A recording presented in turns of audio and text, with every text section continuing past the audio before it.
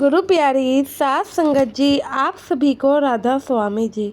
सात संगत जी, उम्र भले ही चाहे इस लड़की की 12 साल थी, लेकिन शिवानी हमेशा ही इतनी ज्ञान की बातें किया करती थी और अपने से छोटे बच्चों को भी वही सब चीज़ें सिखाती थी।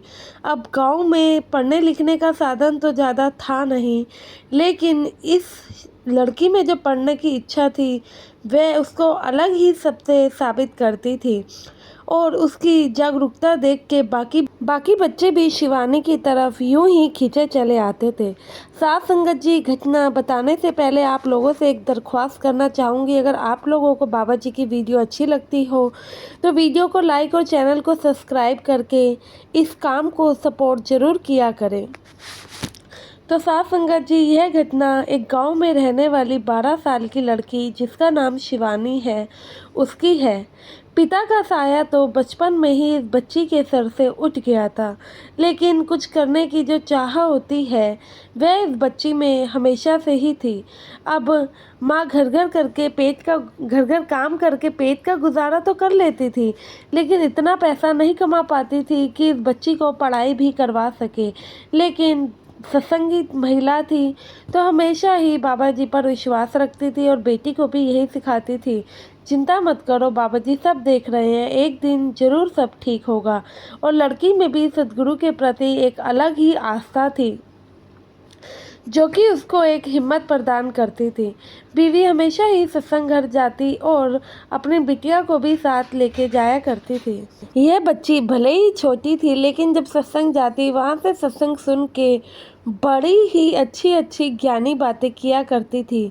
हमेशा ही मालिक की रज़ा में राजी रहती, कभी भी घर वालों से मम्मी से अपनी कोई शिकायत नहीं करती। जब भी मौका मिलता पुरानी पुस्तकें खोल कर बैठ जाती और पढ़ने लगती। तो साथ संगत जी, कहते हैं ना, जब मन साफ हो नियत साफ हो तो ऊपर वाला भला देने से कैसे पीछे हट सकता है। तो गांव में एक दिन सत्संग का कैंप लगता है जिसमें कि बाबा जी की साइड से जो कि सेवादार थे वह उन गरीब और अनाथ बच्चों को पढ़ा रहे थे जो कि पढ़ने लिखने में असहाय थे। जब ये सर्वे होता है तो यह बच्ची सबसे जाके आगे अपना नाम लिखवाती है और खुश हो जाती है, कहती है कि अंकल जी मुझे भी पढ़ने का मौका मिलेगा। तो सेवादार भाई हामी भरते हैं और वहाँ पे एक दरी बिछाकर पंडाल सा बना दिया जाता है जहाँ पर गांव के बच्चे इकट्ठे हो जाते हैं। ये लड़की भी वही होती है जो जो वहाँ सेवादार भाई सिखाते हैं बच्चों को झूठ नहीं बोलना चाहिए, बाकी सब कैसे ईमानदारी से जीवन काटना है, अपने से छोटे और असहाय लोगों की जिनकी हम मदद कर सकते हैं उनकी मदद करनी है, जीव जंतुओं के साथ कैसे हमें प्रेम स्वभाव से रहना है, और भी काफ़ी ज्ञान की बातें उस पंडाल में बच्चों को सिखाई जाती है।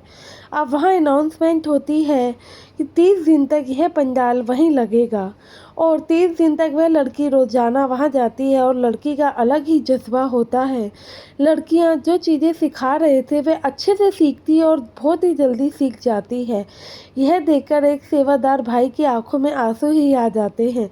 फिर जब कैंप ख़त्म होता है तो वह जो सारे जो सेवादार थे वे मिलकर फैसला लेते हैं कि क्यों ना इस लड़की को हमें स्कूल पढ़वाया जाए और जो भी खर्चा होगा सब लोग मिलकर ही करेंगे।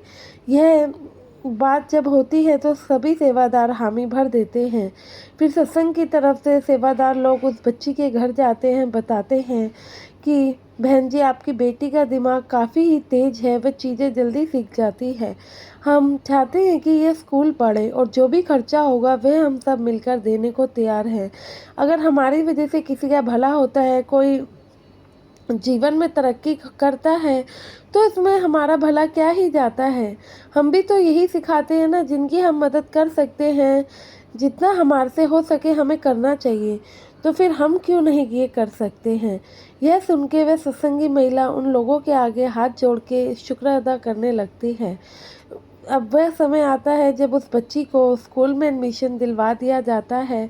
अब वह बच्ची स्कूल तो जाती है, लेकिन स्कूल से आके गांव के बाकी जो अपने से छोटे बच्चे थे, उनको भी शिक्षा प्रदान किया करती थी, उनको भी पढ़ाया करती थी।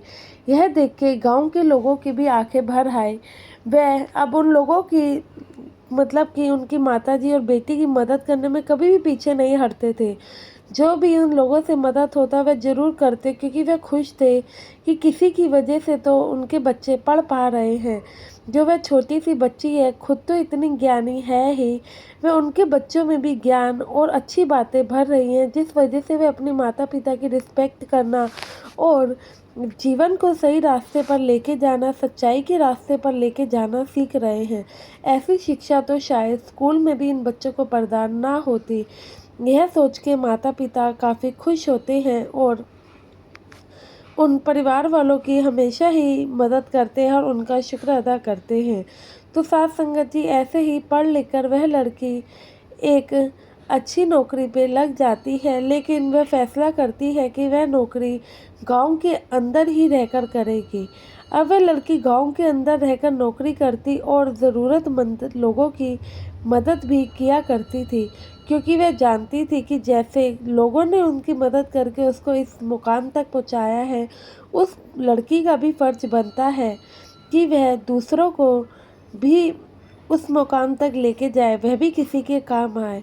तो साथ संगत जी, उसकी माँ का जो बाबा जी पर विश्वास था वह तो रंग ही लाया, क्योंकि विश्वास कभी भी झूठा नहीं होता। अब माता जी को विश्वास था कि बाबा जी ज़रूर उसकी बेटी की इच्छा पूरी करेंगे, और ऐसा हुआ भी। साथ संगत जी, अगर आपको भी गुरु के ऊपर किसी न किसी चीज़ को लेकर विश्वास है, तो यकीन मानिए वह विश्वास खाली नहीं जाता है, हमेशा ही वह रंग जरूर लाएगा। आशा है मुझे ये वीडियो आप लोगों को पसंद आई होगी। वीडियो अच्छी लगी हो तो लाइक करना और कमेंट में राधा स्वामी लिखना ना भूलें, और हो सके आप भी जितने लोगों की मदद कर सके तो ज़रूर कीजिए। इसमें हमारे ही कर्म सुधरेंगे। राधा स्वामी जी।